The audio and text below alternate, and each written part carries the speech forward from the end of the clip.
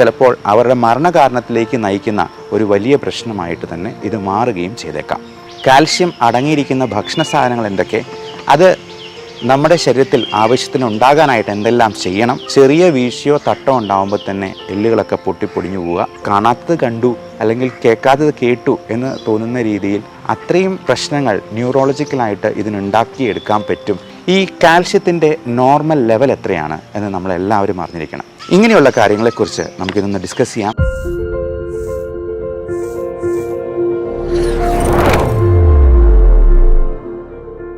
നമസ്കാരം, ഞാൻ ഡോക്ടർ ബിപിൻ ജോസ്. ഈ കാൽഷ്യം കുറഞ്ഞു പോയെന്നാൽ എല്ലിനും പല്ലിനും ഒക്കെ ബലക്ഷയമുണ്ടാകും എന്ന് നമുക്കറിയാം. പക്ഷേ കാൽഷ്യം കുറഞ്ഞു പോകുന്നത് കൊണ്ട് ക്രോണിക് ആയിട്ടുള്ള കോഫ്, ചുമ ഉണ്ടാകുന്നതിനെക്കുറിച്ച് നിങ്ങൾക്കറിയാമോ? കാൽഷ്യം കുറഞ്ഞു പോയെന്നാൽ ഉറക്കക്കുറവുണ്ടാകും എന്നുള്ളതിനെക്കുറിച്ച് അറിയാമോ? നമ്മുടെ ഉറക്കത്തിലെ ഏറ്റവും ഡീപ്പ് സ്ലീപ്പായിട്ടുള്ള REM, റാപ്പിഡ് ഐ മൂവ്മെൻറ്റ് സ്ലീപ്പിൻ്റെ ദൈർഘ്യം വളരെയധികം കുറഞ്ഞു പോകും എന്നുള്ളത് നിങ്ങൾക്കറിയാമോ? വിഷാദരോഗവും ആങ്സൈറ്റിയും ന്യൂറോ പ്രോബ്ലംസും ഉണ്ടാകാൻ ഈ calcium and vitamin D3 deficiency കൊണ്ടുണ്ടാകും എന്നുള്ളത് നമുക്കറിയില്ല. ഇങ്ങനെയുള്ള കാര്യങ്ങളെക്കുറിച്ച് നമുക്കിതൊന്ന് ഡിസ്കസ് ചെയ്യാം. കാൽഷ്യം അടങ്ങിയിരിക്കുന്ന ഭക്ഷണ സാധനങ്ങൾ എന്തൊക്കെ, അത് നമ്മുടെ ശരീരത്തിൽ ആവശ്യത്തിന് ഉണ്ടാകാനായിട്ട് എന്തെല്ലാം ചെയ്യണം. അതേപോലെ നമ്മൾ കാൽഷ്യം ചാനൽ ബ്ലോക്കേഴ്സ് പോലുള്ള ചില ആൻറ്റി ഹൈപ്പർടെൻസീവ്സ് മരുന്നുകൾ ഉപയോഗിക്കുമ്പോൾ കാൽഷ്യത്തിൽ കുറവ് വരുന്നുണ്ടോ? ഇങ്ങനെയുള്ള പല സംശയങ്ങളും ആളുകൾ ചോദിക്കാറുണ്ട്. ഇതിനെക്കുറിച്ച് നമുക്കിന്ന് വിശദമായിട്ടൊന്ന് സംസാരിക്കാം. നമുക്കെല്ലാവർക്കും അറിയാവുന്നതുപോലെ കാൽഷ്യം ഡെഫിഷ്യൻസിയുടെ സാധാരണയുള്ള ലക്ഷണങ്ങളാണ് മസിലുകളുടെ വേദന, മസിൽ പിടുത്തം, പേശി വലിവ്, അതുപോലെ ഭയങ്കരമായ ക്ഷീണം. എല്ലിനും പല്ലിനും ഒരേപോലെ ബലക്ഷയം ഉണ്ടാകുന്നത് വഴി ചെറിയ വീഴ്ചയോ തട്ടോ ഉണ്ടാകുമ്പോൾ തന്നെ എല്ലുകളൊക്കെ പൊട്ടിപ്പൊടിഞ്ഞു പോവുക. പ്രായമായവർക്കൊക്കെ ആണെങ്കിൽ എല്ല് പൊടിഞ്ഞു പോകുന്ന, അല്ലെന്നുണ്ടെങ്കിൽ എല്ലിൻ്റെ ഡെൻസിറ്റി വളരെയധികം കുറഞ്ഞു പോകുന്ന ഓസ്റ്റിയോപോറോസിസ് എന്ന അസുഖവും ഓസ്റ്റിയോ ആർത്രൈറ്റിസും ഒക്കെ കൂടെ ഉള്ളതുകൊണ്ട് തന്നെ ഇത് ഭയങ്കരമായി അവരെ ബാധിക്കാനിടയുണ്ട്. ചിലപ്പോൾ അവരുടെ മരണകാരണത്തിലേക്ക് നയിക്കുന്ന ഒരു വലിയ പ്രശ്നമായിട്ട് തന്നെ ഇത് മാറുകയും ചെയ്തേക്കാം. കാരണം കയ്യോ കാലോ ഒടിഞ്ഞ് ബെഡ് റിഡൺ ആയിട്ട് കുറേ നാൾ കിടക്കുമ്പോഴേക്കും അത് ബെഡ് സോറിലോട്ട് നയിക്കും. പിന്നീട് അങ്ങനെ തന്നെ ആൾക്ക് മരണം വരെ സംഭവിക്കുന്ന ഒരു രീതി കാണാറുണ്ട്. ഈ കാൽഷ്യത്തിൻ്റെ നോർമൽ ലെവൽ എത്രയാണ് എന്ന് നമ്മളെല്ലാവരും അറിഞ്ഞിരിക്കണം. അത് 8.6 മുതൽ 10.4 വരെയുള്ള milligrams per decilitre of blood, അതാണ് ഇതിൻ്റെ നോർമൽ ലെവൽ എന്ന് പറയുന്നത്. ഈ 8.3 തൊട്ട് 10.4 വരെ അല്ല എന്നുണ്ടെങ്കിൽ നമ്മൾ ആ കാൽഷ്യം ലെവൽ ഉള്ള ആളെ പരിശോധിച്ച് അതിന് ആവശ്യമായിട്ടുള്ള ഓൾട്ടറേഷൻസ് വരുത്തേണ്ടിയിരിക്കുന്നു എന്നർത്ഥം.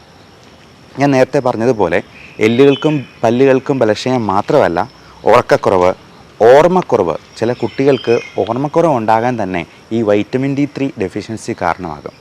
ഈ കാൽഷ്യവും വൈറ്റമിൻ D3യും രണ്ടും ഒരുമിച്ച് പറയുന്നത് എന്തിനാണ് എന്ന് ചിലപ്പോൾ നിങ്ങൾക്ക് സംശയം തോന്നിയേക്കാം.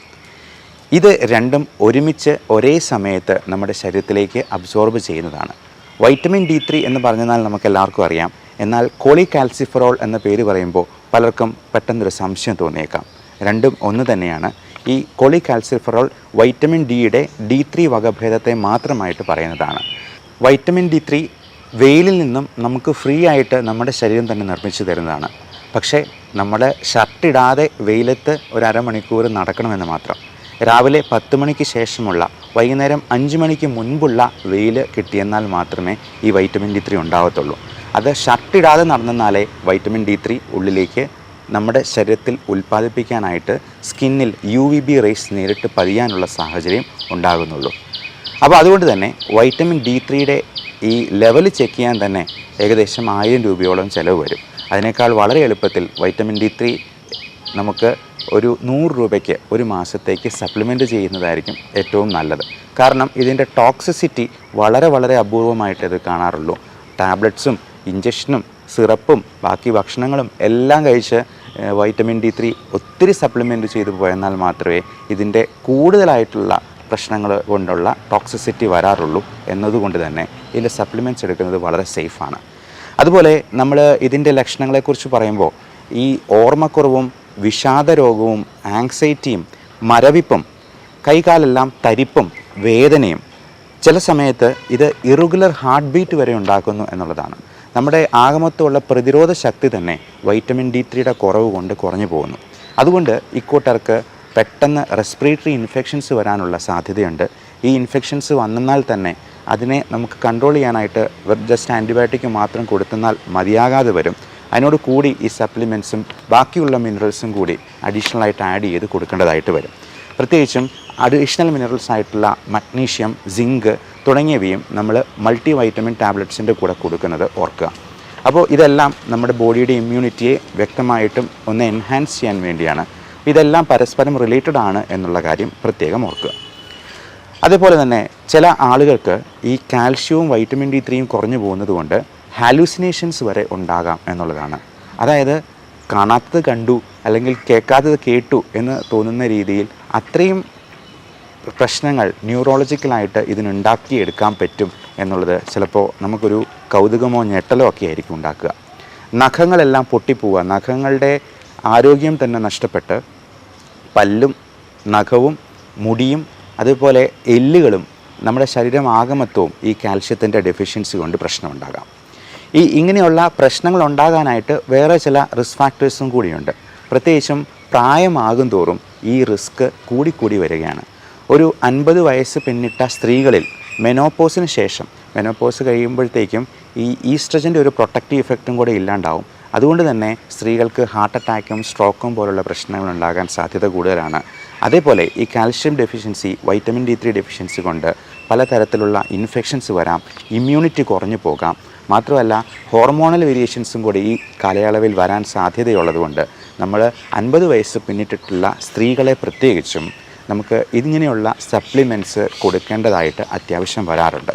അത് അവരുടെ ലെവൽ ചെക്ക് ചെയ്ത് കുറവാണെങ്കിൽ മാത്രം നമുക്ക് കൃത്യമായിട്ടുള്ള സപ്ലിമെൻറ്റ്സ് കൊടുത്ത് അത് നിലനിർത്താനായിട്ട് ശ്രദ്ധിക്കാം. പ്രായം കൂടുന്തോറും ഇതിൻ്റെ റിസ്ക് കൂടിക്കൂടി വരുവാണ്. നമുക്കറിയാം, പ്രായമായവരുടെയൊക്കെ കൈകാലുകളൊക്കെ വളരെ ശോഷിച്ച് ബലം കുറഞ്ഞ് അവർ ചെറിയൊരു വീഴ്ച വീണെന്നാൽ, ചെറുതായിട്ടൊന്ന് തട്ടിയെന്നാൽ പോലും അവിടെ പൊട്ടുന്നതായ അവസ്ഥ നമ്മൾ കാണാം.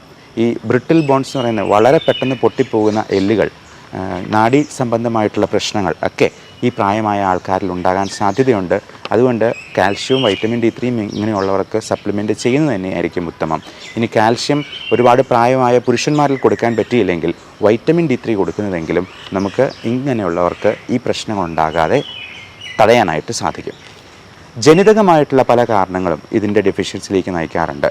ഹെറിഡിറ്ററി, അപ്പോൾ നമ്മുടെ അമ്മയ്ക്ക്, അച്ഛന് അല്ലെങ്കിൽ അവരുടെ സഹോദരങ്ങൾക്കൊക്കെ ഈ കാൽഷ്യം ഡെഫിഷ്യൻസി കൊണ്ട് ഈ എല്ലുകൾ പൊട്ടുന്ന പ്രശ്നങ്ങൾ, പല്ലിന് കേട്, നിരന്തരമായിട്ട് ടൂത്ത് കാരീസ് വരിക, നഖങ്ങളിൽ ആരോഗ്യക്കുറവ്, ഇങ്ങനെയുണ്ടെങ്കിൽ കാൽഷ്യം ഡെഫിഷ്യൻസി ഉണ്ടായിരിക്കാം. അതൊന്ന് ചെക്ക് ചെയ്ത് നോക്കണം. അതുപോലെ ഹോർമോൺ തകരാറുകൾ ഈ കാൽഷ്യത്തിൻ്റെ അബ്സോർപ്ഷനെയും വൈറ്റമിൻ D3യുടെ ആഗിരണത്തെയും ഒക്കെ അതിൻ്റെ ഉൽപ്പാദനത്തെയും ഒക്കെ ബാധിക്കാനിടയുണ്ട്. അതേപോലെ മറ്റസുഖങ്ങളുള്ള, പ്രത്യേകിച്ചും നമ്മുടെ ശരീരത്തിലെ പ്രോട്ടീൻ കണ്ടൻറ്റ് കുറഞ്ഞു പോകുന്ന ഹൈപ്പോ ആൽബുമിനീമിയ എന്ന കണ്ടീഷൻ വരുന്ന ലിവർ സിറോസിസ്, നമ്മുടെ കിഡ്നി അഫക്റ്റ് ചെയ്യുന്ന നെഫ്രോസിസ്, പിന്നെ പലതരത്തിലുള്ള ഇൻഫെക്ഷൻസ്, അതുമൂലം അങ്ങ് കാഠിന്യാവസ്ഥയിലെത്തുന്ന സെപ്സിസ്, ബേൺസ്, അതായത് പൊള്ളലേൽക്കുമ്പോൾ അതിൽ നിന്ന് വരുന്ന ഇൻഫെക്ഷൻസ്, ഇതെല്ലാം നമുക്ക് കാൽഷ്യം ഡെഫിഷ്യൻസിലേക്ക് നയിക്കുന്ന ഘടകങ്ങളാണ്. പ്രത്യേകിച്ചും പ്രോട്ടീൻ കുറഞ്ഞു പോകുന്ന ഹൈപ്പോ ആൽബുമിനീമിയ, ചിലർക്ക് മൂത്രമൊഴിക്കുമ്പോൾ നിറയെ പതയായിട്ട് പോകുന്ന കാണാം. അങ്ങനെയുള്ളപ്പോൾ യൂറിൻ മൈക്രോ ആൽബുമിൻ ഒന്ന് ചെക്ക് ചെയ്ത് നോക്കുക. അപ്പോൾ ഒരുപാട് പ്രോട്ടീൻ ഇങ്ങനെ ശരീരത്തിൽ നിന്ന് പോകുന്നുണ്ടെങ്കിൽ ഓർത്ത് കൊള്ളുക, നമ്മുടെ മസിലിലെ പ്രോട്ടീനാണ് കുറഞ്ഞു വന്നത്. ചിലർ പറയും എൻ്റെ വെയിറ്റൊക്കെ നല്ലപോലെ കുറഞ്ഞു വന്ന്. അത് നല്ല രീതിയിലുള്ള വെയിറ്റ് ലോസ് ആണോ എന്നുള്ളത് പ്രത്യേകം നോക്കി ഉറപ്പ് വരുത്തുക. അതേപോലെ ചില ഭക്ഷണ സാധനങ്ങളോട് ഇൻടോളറൻസ് ഉള്ള ആളുകളുണ്ടാവാം. പ്രത്യേകിച്ചും പാലിൽ നിന്ന് കാൽഷ്യം നന്നായിട്ട് കിട്ടുന്ന ഒരു ഭക്ഷണ ഉൽപ്പന്നമാണ്. പക്ഷേ പാലിനോട് ഇൻടോളറൻസ് ഉള്ള, ലാക്ടോസ് ഇൻടോളറൻസ് ഉള്ള ആളുകൾക്ക് പാല് കുടിക്കാൻ പറ്റാണ്ടായി വരാം. അതുപോലെ പാലിൽ നിന്ന് ഉൽപ്പാദിപ്പിക്കുന്ന diary products, green leafy vegetables, ഇതിലൊക്കെ നല്ല രീതിയിൽ പ്രോട്ടീനും അതുപോലെ കാൽഷ്യവും അടങ്ങിയിട്ടുണ്ട്. അപ്പോൾ ലാക്ടോസ് ഇൻടോളറൻസ് ഉള്ള ആളുകൾക്ക് പാല് കുടിക്കാൻ പറ്റിയില്ലെങ്കിൽ പാലിൻ്റെ മറ്റ് ഉൽപ്പന്നങ്ങൾ കുഴപ്പമില്ലേ എന്ന് നോക്കി അത് ഉപയോഗിക്കാവുന്നതാണ്. ഇനി അതല്ല എന്നുണ്ടെങ്കിൽ സോയാ മിൽക്ക് ഉപയോഗിക്കാവുന്നതാണ്. പല കൊച്ചുകുട്ടികൾക്കും ലാക്ടോസ് ഇൻടോളറൻസ് ഉണ്ടാകുമ്പോൾ സോയാ മിൽക്ക് കൊടുത്ത് നോക്കാറുണ്ട്. അതുപോലെ തൈര്, ചിലപ്പോൾ പാലിന് പ്രശ്നമുള്ളവർക്ക് പ്രായമായവർക്ക് പാല് എഫക്റ്റീവായിട്ട് ദഹിപ്പിക്കാൻ പറ്റാതെ വരും. അത് പൊളിച്ചു തകട്ടലും ഗ്യാസ്ട്രൈറ്റിസും നെഞ്ചിരിച്ചിലുമൊക്കെ ഉണ്ടാക്കും. പക്ഷേ തൈര് എന്ന് പറയുന്നത് നമുക്ക് ലാക്റ്റിക് ആസിഡ് ബാസിലസ്, നമ്മുടെ വൻകുടലിൽ സാധാരണ ഉണ്ടാകുന്ന ബാക്ടീരിയയെ പ്രദാനം ചെയ്യുന്ന നല്ല ബാക്ടീരിയ ഗ്രോത്ത് ഉണ്ടാക്കുന്ന ഒരു സംഗതിയാണ്. യോഗട്ട് എന്ന് പറയുന്ന നല്ല കട്ടിത്തൈര്, അത് നമ്മുടെ വീട്ടിൽ തന്നെ ഉൽപ്പാദിപ്പിക്കുന്ന യാതൊരു കെമിക്കൽസും ചേരാത്ത സാധനം ഉപയോഗിക്കുന്നത് ഈ ദഹനത്തിനും അത് സഹായിക്കും. കാൽഷ്യവും വൈറ്റമിൻ D3 കിട്ടാനും ഒരു പരിധി വരെ നമ്മളെ സഹായിക്കും. കിവി, ഓറഞ്ച്, ബെറീസ് തുടങ്ങിയ സാധനങ്ങൾ വളരെയധികം നമുക്ക് കാൽഷ്യം പ്രദാനം ചെയ്യുന്നതാണ്. ഈ ഫ്രൂട്ട്സിനെ എടുത്തു കഴിഞ്ഞാൽ അതിൽ ഏറ്റവും കൂടുതൽ കാൽഷ്യം അടങ്ങിയിരിക്കുന്ന ഏതാണെന്ന് ചോദിച്ചെന്നാൽ അത് ഏപ്രിക്കോട്ട് എന്ന് പറയുന്ന പഴമാണ്. അത് നമ്മൾ പെട്ടെന്ന് അങ്ങനെ കേട്ട് കഴിഞ്ഞാൽ എന്താണ് എന്നൊന്ന് സംശയിച്ചേക്കാം. ഈ ഏപ്രിക്കോട്ട് എന്നുള്ളതിന് മലയാളം പേര് മുട്ടപ്പഴം അല്ലെങ്കിൽ ശീമ ബദാം പഴം എന്നാണ്. നമുക്ക് ഇത് ഡ്രൈഡ് ഫ്രൂട്ട്സ് ആയിട്ടൊക്കെ സൂപ്പർ മാർക്കറ്റിലൊക്കെ കിട്ടുന്നതാണ്. അപ്പോൾ ഇത് നമ്മുടെ നാട്ടിൽ അത്ര സുലഭമല്ലാത്തത് കൊണ്ട് വേണമെങ്കിൽ ഡ്രൈ ഫ്രൂട്ട്സ് ആയിട്ട് വേണമെങ്കിലും ഏപ്രിക്കോട്ട് കഴിക്കാവുന്നതാണ്. അതിലാണ് ഏറ്റവും കൂടുതൽ കാൽഷ്യം കണ്ടൻ്റുള്ള ഒരു ഫ്രൂട്ട്. അതുപോലെ പൈനാപ്പിൾ, പപ്പായ, 2 P ഓർത്ത് വെച്ചാൽ മതി. ഈ പൈനാപ്പിളിലും പപ്പായയിലും നമ്മുടെ കപ്ലങ്ങാപ്പഴത്തിൽ നല്ലപോലെ കാൽഷ്യം അടങ്ങിയിട്ടുണ്ട്. ലിച്ചി പോലുള്ള ഫ്രൂട്ട്സിൽ അടങ്ങിയിട്ടുണ്ട്. ഗ്രേപ്സ് ഉപയോഗിക്കാവുന്നതാണ്. ഇതൊക്കെ നമുക്ക് പച്ചയായിട്ട് നമുക്ക് പ്രോസസ്ഡ് അല്ലാത്ത കഴിക്കുമ്പം എന്തെങ്കിലും അലർജി ഉണ്ടെങ്കിൽ അത് ഒഴിവാക്കണം. അലർജി ഇല്ലാത്ത ചിലപ്പോൾ ഡ്രൈഡ് ഫ്രൂട്ട്സ് ഒക്കെ ആകുമ്പോഴത്തേക്കും അതിന് അലർജി ഉണ്ടാകാതെ വന്നേക്കാം. അത് ഏതാണ് നമുക്ക് അനുയോജ്യമെന്ന് നോക്കി അതിനനുസരിച്ച് അധികം ഉപ്പോ അധികം മധുരമോ ആഡ് ചെയ്ത് കഴിക്കാതെ നമുക്കത് അല്ലാതെ കഴിക്കാൻ പറ്റുന്നതായിരിക്കും ഏറ്റവും ഉത്തമം. അതുപോലെ തണ്ണിമത്തനിലും നല്ലപോലെ കാൽഷ്യം അടങ്ങിയിട്ടുണ്ട്. എല്ലാ തരത്തിലുള്ള നേന്ത്രക്കായകളിലും കാൽഷ്യവും പൊട്ടാസ്യവും നന്നായിട്ട് അടങ്ങിയിട്ടുണ്ട്. ഈ പൊട്ടാസ്യം, മഗ്നീഷ്യം, സിങ്ക്, കാൽഷ്യം ഇവരെല്ലാവരും ഒരു കൂട്ടുകാരാണെന്ന് പറയാം. ഇവരുടെ എല്ലാവരുടെയും ഒരുമിച്ചുള്ള പ്രവർത്തനമാണ് നമ്മുടെ ഇമ്മ്യൂണിറ്റിയും എല്ലുകളുടെയും പല്ലുകളുടെയും ഒക്കെ ബലത്തെയും ഒക്കെ നമുക്ക് കൂട്ടാനായിട്ട് സാധിക്കുന്നത്. ഇനി കാൽഷ്യം ഒരു ദിവസം ഒരാൾക്ക് എത്ര വേണം? ഏകദേശം 1000 മില്ലിഗ്രാം കാൽഷ്യം ഒരു ദിവസം കിട്ടുന്നത് പോലെ നമ്മൾ ഭക്ഷണത്തിൽ ഈ കാര്യങ്ങളെല്ലാം ഉൾപ്പെടുത്തുക എന്നുള്ളതാണ് പ്രത്യേകം ശ്രദ്ധിക്കേണ്ടത്. അതുപോലെ കോളിഫക്കാൽസിഫറോൾ എന്ന വൈറ്റമിൻ D3 അവൻ്റെ നോർമൽ റേഞ്ച് എത്രയാണെന്ന് നമുക്കൊന്ന് നോക്കാം. അത് 30 മുതൽ 50 വരെ nanograms per milli litre of ബ്ലഡിലാണ് ഉണ്ടാകുക. ഈ 30-ൽ താഴെയാണെങ്കിൽ തന്നെ മൈൽഡ് ഡെഫിഷ്യൻസിയാണ്. പക്ഷേ അത്ഭുതം എന്ന് പറയട്ടെ, പല ആളുകളിലും ഇത് ചെക്ക് ചെയ്ത് നോക്കിയാൽ 20-ലും താഴെയായിരിക്കും എന്നുള്ളതാണ്.